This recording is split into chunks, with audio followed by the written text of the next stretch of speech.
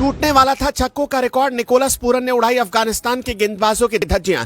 पहली बार मैदान पर कांपते रहे राशिद खान के पैर वेस्टइंडीज के शेर ने ही कर दिया तबाह। आंख का गोला बन गए निकोलस पूरन। गेंदबाज हाँफ रहे थे, माफी मांग रहे थे। 53 गेंदों में 58 रन बनाकर पूरन ने रच दिया इतिहास। अपनी 2 गलती पर खूब पछताए राशिद खान। अफगानिस्तान के मुकाबले से पहले भारत को मिल गई अफगान टीम की सबसे बड़ी कमजोरी, लेकिन बड़े मैच से पहले भारत की बढ़ गई टेंशन। भारत के 3 खिलाड़ियों को करना होगा कमाल, नहीं तो मिलेगी हार। इधर जब आप चैन की नींद सो रहे थे, उधर वेस्टइंडीज का एक खिलाड़ी अपने बल्ले से कोहराम मचा रहा था।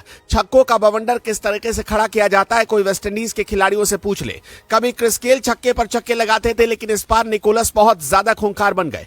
अफगानिस्तान के गेंदबाजों को समझ में नहीं आ रहा था कि गेंद कहां पर डाले, क्या स्पिन गेंदबाज और क्या तेज गेंदबाज। जो भी गेंदबाज सामने आ रहा था सिर्फ छक्के खा रहा था। बदले की आग में जल रहे निकोलस पूरन ने सिर्फ 6 ओवर में ही अफगानिस्तान के गेंदबाजों की धज्जियां उड़ा दी। सुपर 8 में भारत अपना पहला मुकाबला अफगानिस्तान से खेलेगा, लेकिन अब रोहित शर्मा के साथ एक ऐसा ब्रह्मास्त्र लग गया कि अब अफगानिस्तान टीम तो समझ लो पहले ही हार गई। इतना ही नहीं, इसी मैच में भारत के लिए एक बड़ी चेतावनी भी सामने आई, जिस पर चर्चा करते हैं। मगर पहले बात कर लेते हैं निकोलस पूरन के छक्कों के तूफान पर। ग्रुप स्टेज का आखिरी मुकाबला वेस्टइंडीज और अफगानिस्तान के बीच खेला गया, जहां पर राशिद खान ने टॉस जीता था और पहले गेंदबाजी करने का फैसला लिया था।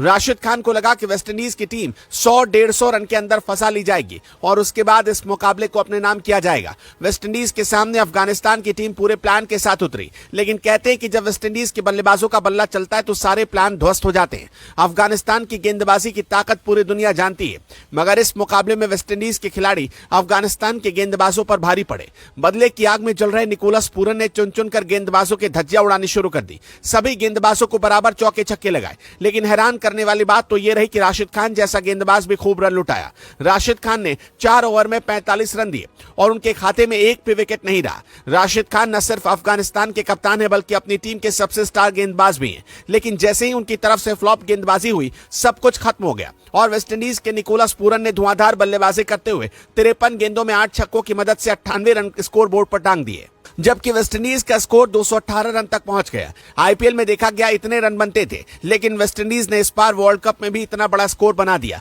जहां से अफगानिस्तान के लिए मुश्किल तो थी। जब बल्लेबाजी करने के लिए अफगानिस्तान के बल्लेबाज आए तो शुरुआत में अफगानिस्तान को झटका लगा और शुरुआत खराब होने के बाद अफगानिस्तान की पूरी टीम कभी भी मुकाबले में वापसी नहीं कर पाई। वेस्टइंडीज की तरफ से न सिर्फ अच्छी बल्लेबाजी की गई, बल्कि कमाल की गेंदबाजी भी इस बार देखने को मिली। अफगानिस्तान का हर बल्लेबाज घुटने पर आ गया। मैच में कभी भी ऐसा लगा ही नहीं कि वेस्टइंडीज के सामने अफगानिस्तान जीतने के लिए उतरा हो। नतीजा रहा कि सुपर 8 में भारत से टकराने से पहले अफगानिस्तान को पूरी तरीके से हार का सामना करना पड़ा, लेकिन इस हार में कहीं ना कहीं भारत के लिए उम्मीद की किरण जगा दी। अफगानिस्तान की टीम पर अगर शुरुआत से ही ताबड़तोड़ दबाव बनाते हुए बल्लेबाजी की जाए और गेंदबाजों को पैर जमाने न दिया जाए तो अफगानिस्तान की टीम बिखर जाती है। ये बात इस मुकाबले में सामने आ गई। ये कमी कहीं ना कहीं भारत को काफी ज्यादा मदद करेगी। लेकिन आपको बता दें कि 24 जून को यहीं पर भारत और ऑस्ट्रेलिया का मुकाबला होगा। अगर अफगानिस्तान की टीम इतना बड़ा स्कोर बना सकती है तो ऑस्ट्रेलिया भी कमजोर नहीं है, इसलिए भारतीय गेंदबाजों को सीखना होगा यहां पर किस तरीके की गेंदबाजी की जाए। स्पिन गेंदबाजों की तो यहां पर धज्जियां उड़ी है। देखना होगा कि भारत यहां पर किस प्लान के साथ ऑस्ट्रेलिया के सामने उतरेगा। दोस्तों, क्या लगता है, भारत और ऑस्ट्रेलिया के बीच होने वाला मुकाबला कौन जीतेगा? कमेंट बॉक्स में बताएं।